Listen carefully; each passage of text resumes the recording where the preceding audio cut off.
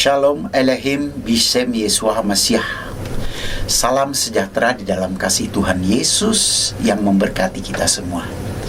Saat ini saya akan mengajak berbincang-bincang seorang ibu rumah tangga yang bernama Ibu Tafib Rianti. Masa lalunya bukanlah orang percaya, ya. Bahkan mungkin dia tidak pernah bermimpi atau bercita-cita kalau suatu kali dia menjadi orang percaya kepada Tuhan Yesus. Tapi itu adalah anugerah.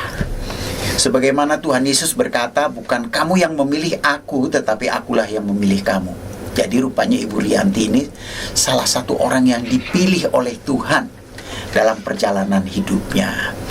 Dan kebetulan ia menikah dengan seorang Batak, orang Batak yang bermarga Situmorang, yaitu Bapak Samsir Situmorang. Ya, baik, saya akan menyerahkan bincang-bincang kita ini kepada Ibu Tafib. Silakan. Shalom, selamat malam saudara yang dikasihi Tuhan Yesus. Puji Tuhan kalau saya boleh ada di sini bersama Bapak Pendeta Junaidi Salat untuk membagikan kesaksian saya bagaimana awalnya mengenal Tuhan dan menjadi orang yang percaya. Memang benar seperti yang dikatakan oleh Pak Pendeta tadi, bahwa tidak pernah terpikir di dalam hati saya untuk menjadi orang percaya, menjadi orang Kristen. Memang gak pernah terpikir, Be. Iya, benar. Jadi kita tuh dulu sebelum percaya Tuhan Yesus itu suka ngatain orang Kristen itu kafir, ya kan? Jauh daripada ajaran kita. Nah, tetapi dalam satu momen kita bersyukur juga karena Tuhan ternyata memilih kita, menarik kita dari dunia yang gelap kepada terangnya yang ajaib. Benar, untuk menjadi anak-anaknya. Wah, luar biasa loh. Kita yang percaya ini betul-betul dapat anugerah yang luar biasa. Padahal kalau kita renungkan diri kita ini, siapalah kita ini ya. Benar. Kalau bicara dosa, aduh, udah setumpuk undung lah. Ya, dari yang kecil-kecil sampai yang besar-besar, dari dosa berbohong, berdusta, macam-macam lah. Ngatain orang, merasa benar sendiri dan lain sebagainya ya. Iya. Istilahnya mungkin sampah ya, siap dibakar. Iya.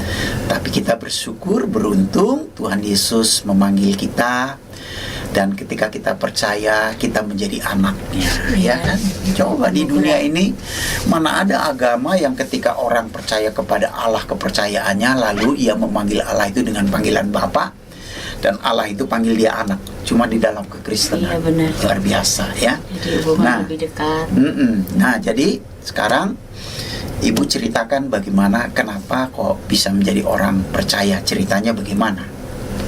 Wah, ceritanya waktu itu ada tamu dari petugas bank. Dia datang ke rumah itu untuk mengajak suami saya mencairkan sejumlah uang, karena suami saya kan polisi.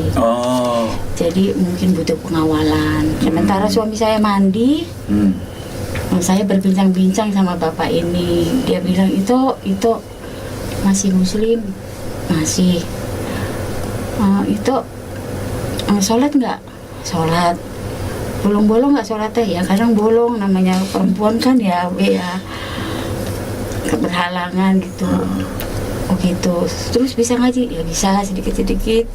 Biarpun waktu itu saya nggak ngerti artinya. Terus begitu. Doa puasa juga. Kalau puasa, bulan puasa. Usahakan ya sampai selesai lah. Terus begini itu ya, kalau dalam satu rumah tangga itu nggak boleh ada dua kemudi katanya.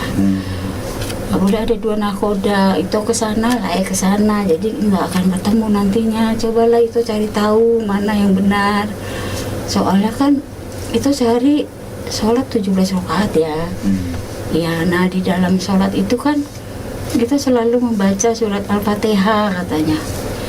Ada di ayat 6 kalau nggak salah ya. Baris ke-6.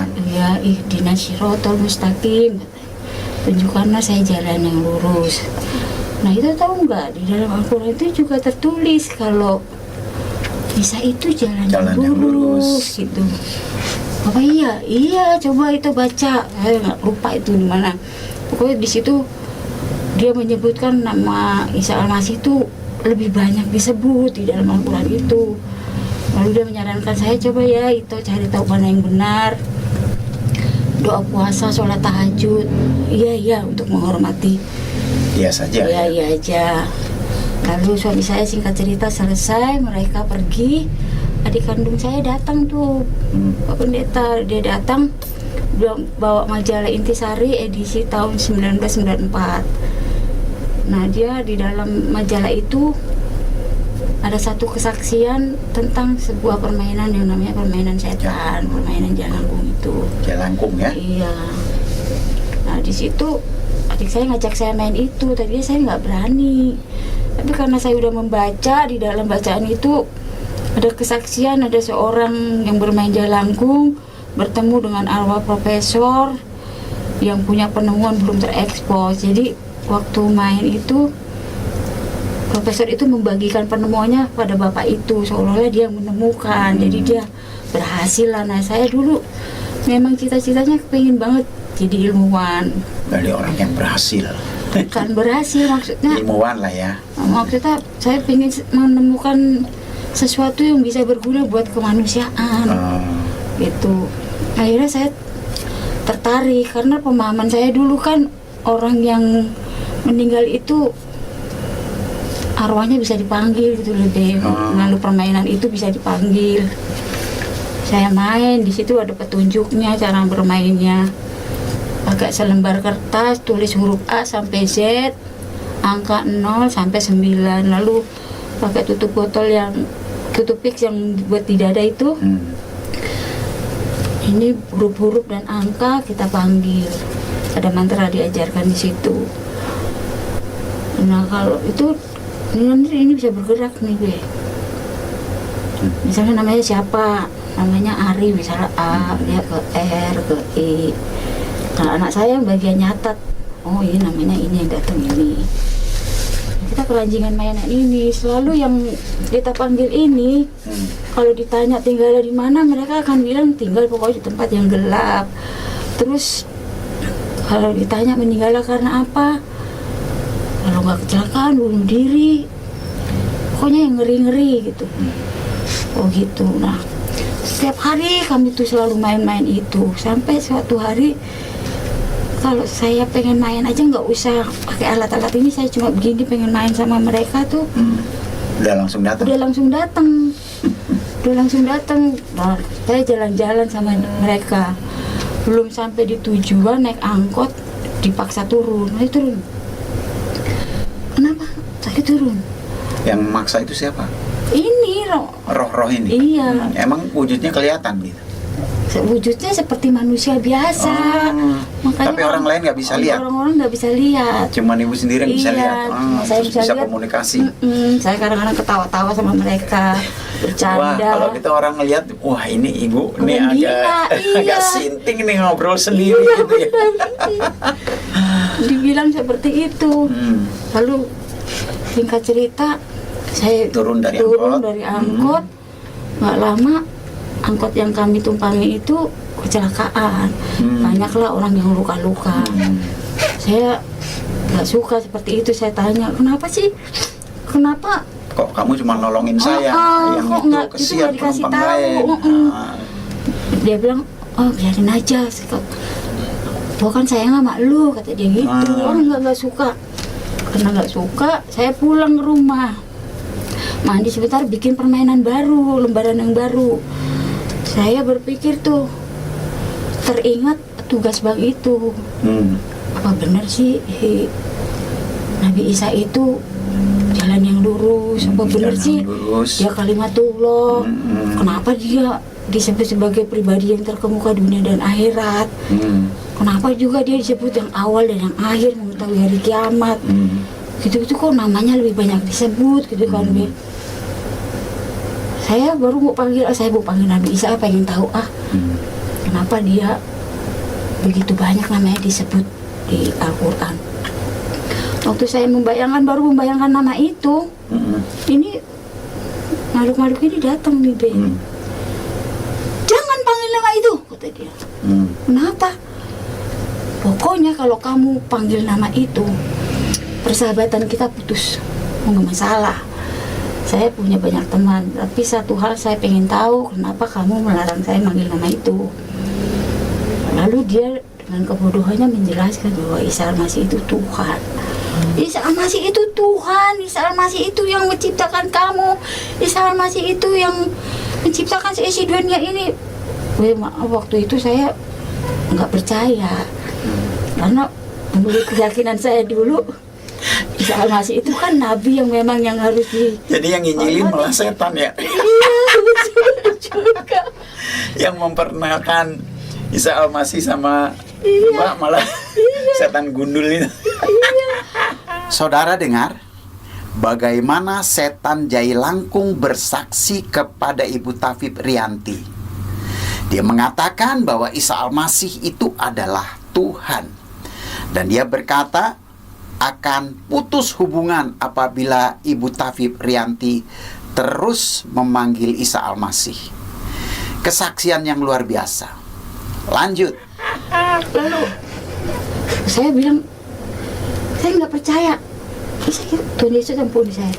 Dia itu nabi, memang nabi yang hebat, nabi yang harus dihormati, tapi dia bukan Tuhan. Bukan Tuhan. Apa saya bilang sedih untuk dia Tuhan, dia yang menciptakan semua ini. Dia, wah, udah saya nggak percaya. Nanti pergi. Mereka tetap bertahan di situ. Saya panggil nama itu. Baru satu kali loh.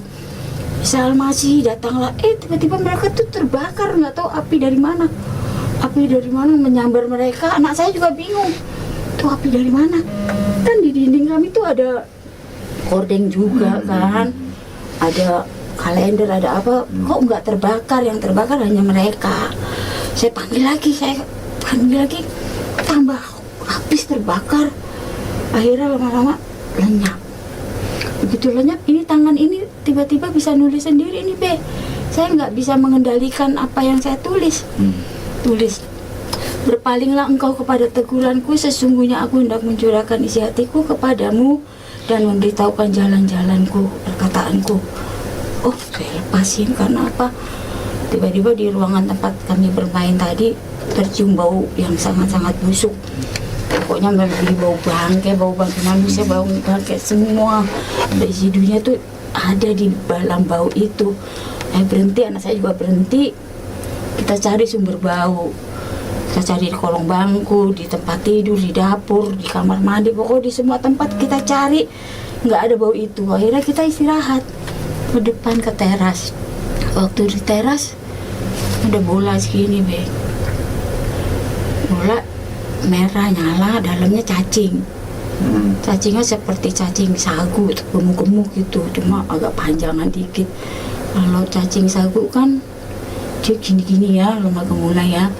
Tapi kalau cacing itu ada taringnya itu dan ganas sekali. Oh, baunya dari situ ya. Iya ya, mah baunya dari situ, kata anak-anak. Yuk kita lihat yuk. Saya ambil itu, Be. Kertas saya gulung-gulung gini, kertas yang tadi buat mainan tuh. Saya gulung-gulung, saya giniin buat misahin. Mau tahu ini cacing apa gitu. Waktunya kertas ini kebakar. Tapi tangan saya nggak rasa panas. Kok kebakar ya? Terus pakai ranting tuh, pakai dahan. Kita korek lagi, kebakar lagi.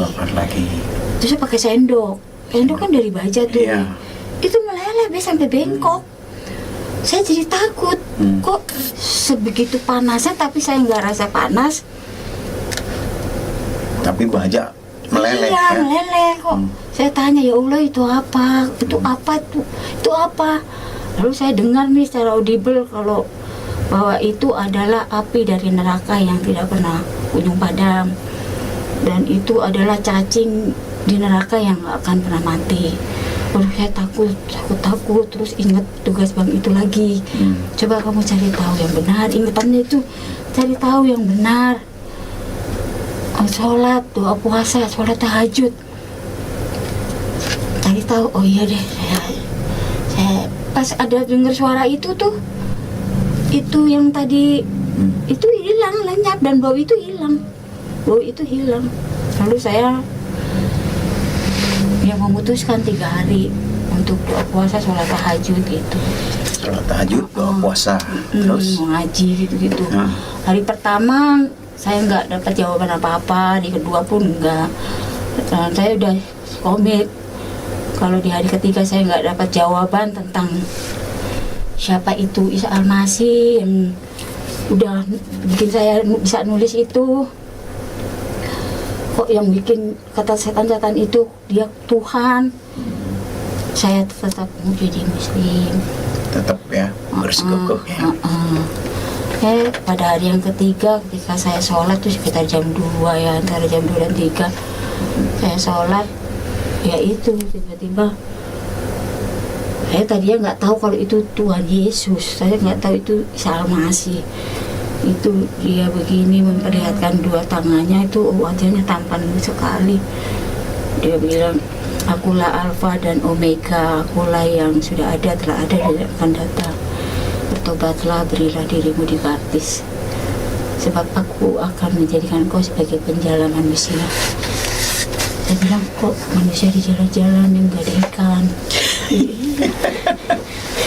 Ikan waktu itu belum pernah baca Alkitab, nggak tahu. Kok manusia di jalan? Iya. Jalan kan buat ikan ya. Fotonya saya diperlihatkan ini layar putih itu. Layar putih itu ada film, nggak taunya itu saya. Mulai saya dari anak-anak, remaja, dewasa, menikah. Di situ saya berpikir, di situ saya juga berpikir, saya nggak mau berbuat jahat, saya rajin sholat, saya rajin sedekah, saya puasa, pokoknya saya berusaha menjalankan perintah agama saya dengan harapan itu bisa membawa saya masuk ke surga kalau saya udah mati nanti. Tapi ternyata di situ langsung ada jawabannya, Be. Ada tanda salib begini. Tidak. Apapun usaha manusia nggak bisa membawa kamu ke surga. Yang bisa cuma satu, melalui Isa Al-Masih. Melalui Isa Al-Masih. Iya. Terus dia ada tulisannya juga, akulah jalan dan kebenaran dan hidup. Tidak ada seorang pun dapat datang kepada Bapa kalau tidak melalui aku. Loh, kok begitu? Berarti selama ini saya nggak pernah percaya sama orang, sia-sia dong. Ya. Iya, saya rajin sedekah juga sia-sia. Jadi gimana caranya supaya saya bisa ke surga situ? Percaya saja. Udah. Akhirnya Ambil keputusan. tadinya bukan langsung ambil keputusan, biasa tanya-tanya dulu. Oh iya, pengen tahu lagi. Sama suami tanya, Pak, waktu mama sholat tahajud tuh mama dijumpai loh, Pak, ada orang ganteng banget, Pak. Terus tangannya berlubang. Dia bilang, mama suruh bertobat, kata kerajaan Allah sudah dekat. Itu siapa ya, Pak? Kenapa mama suruh dibaptis? Itu Tuhan Yesus, kata. Sebenarnya itu Tuhan Yesus. Kok papa nggak pernah cerita sih kalau Tuhan Yesus kayak gitu?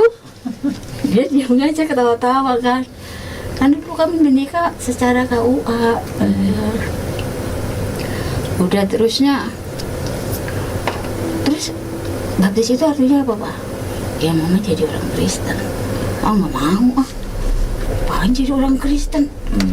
Enggak ah. Oh ya udah. Saya tanya sama adik-adik yang ada di rumah, adik-adik suami. Dibaptis itu artinya apa? Kakak jadi orang Kristen. Oh nggak mau ah. Nah, terus saya tanya nih sama teman, kebetulan teman ini teman kursus rambut. Dia ambil sanggul rambut, saya juga ambil sanggul rambut. Dia istri gembala KBP, gereja KBP.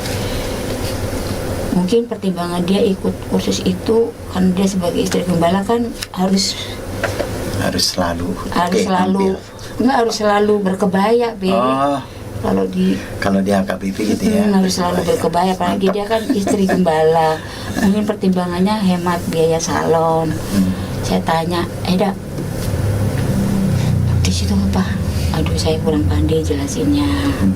Lebih baik Aida tanya aja ke Itonya, maksudnya ke suaminya. Nah, saya dikasih alamatnya, saya datang. Pas saya datang, mereka nih lagi pada rapat kayak gini nih, Be.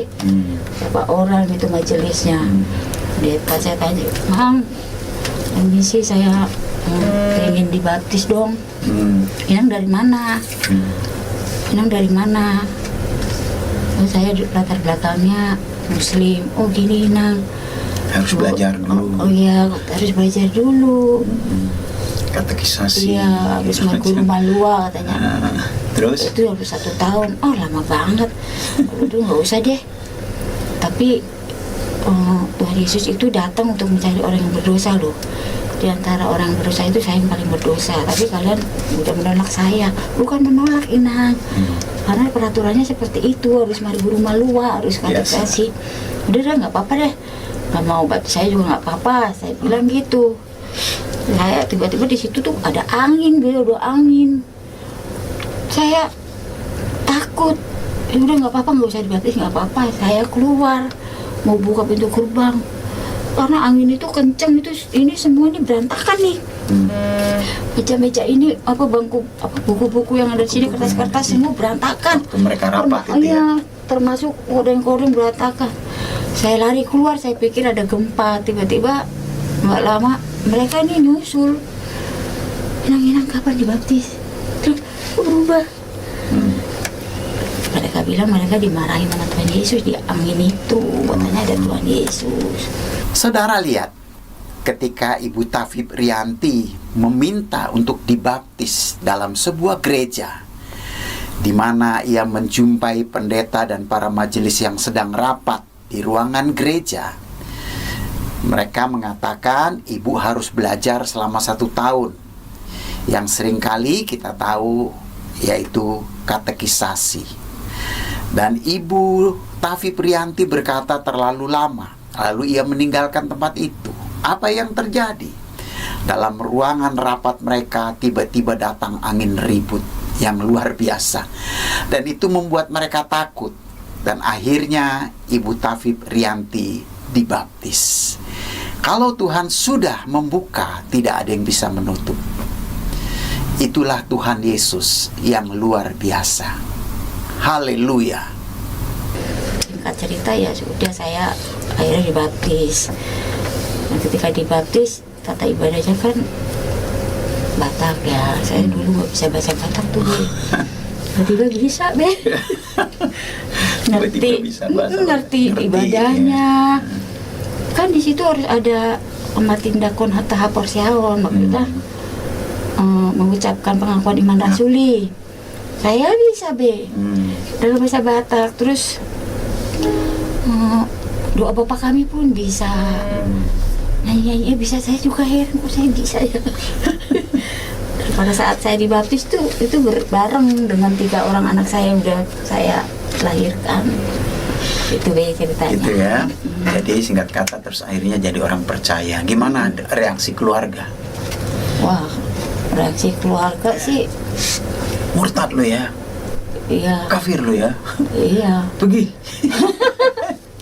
Itu masalah dulu. Lo bukan anak gue lagi. Ya, pergi. Malu aja lo. Ya kayak gitu. Cuman ada satu hal yang ingin saya tanyakan. Mbak kan Islam. Kok mau nikah sama orang Kristen tuh gimana? Kan biasanya orang Islam, waduh. Dulu kakak saya perempuan pacaran sama orang Kristen, ngamuk saya. Itu cerita saya dengan suami saya jadi menikah juga agak aneh, Saya itu sudah yatim piatu. Saya ikut kakak saya, kakak tiri saya yang baru kemarin dibaptis itu. Jadi kakak saya itu berantem sama suaminya. Saya pulang ke rumah itu barang-barang di rumahnya itu udah kosong semua. Lalu saya bilang sama kakak saya nempatin rumahnya. Mbak, pulang Mbak ke Depok, ini semua barang-barang kosong. Kakak saya ternyata lagi berantem sama suaminya, dilaporkanlah ke polsek. Yang terima suami saya. Jadi suami saya sering datang ke rumah, tapi kalau ke rumah pun nggak ngobrol sama saya, ngobrolnya sama mbak saya. Sampai suatu hari pas lebaran haji, saya lagi bakar-bakar sate, ada bapak-bapak bawa foto saya. Dia liatin saya, ini kamu ya? Saya lihat, itu foto saya. Bapak dapat dari mana? Ini dari anak saya. Oh, Bapak cari Saya berarti, iya, boleh masuk, boleh masuk. Ada apa Pak? Tujuannya ngapain? Saya mau melamar kamu. Hah, melamar? Melamar buat siapa? Buat anak saya. Tapi saya nggak kenal anak bapak. Kata anak saya kenal. Oh, terus anak bapak yang mana? Bawalah saya keluar ke ujung jalan di gang itu. Suami saya lagi ngumpet di situ. Pak polisi, ngapain di situ? Ya, itu anak saya, kata bapaknya. Saya pulang. Mbak, itu Pak polisi aneh tuh Mbak. Maksud saya ada dilamar Mbak. Terus jelas dia Kristen kamu Mbak. Jadi kalau orang Jawa itu, kalau dilamar orang nggak boleh nolak. Nanti kamu nggak laku kawin, katanya gitu. Mbak gimana sih? Udah terima aja. Katanya mereka emang sekongkolan tuh. Kakak saya itu. Udah ya singkat cerita menikah, mau dia di KUA. Dia mau nikah di KUA.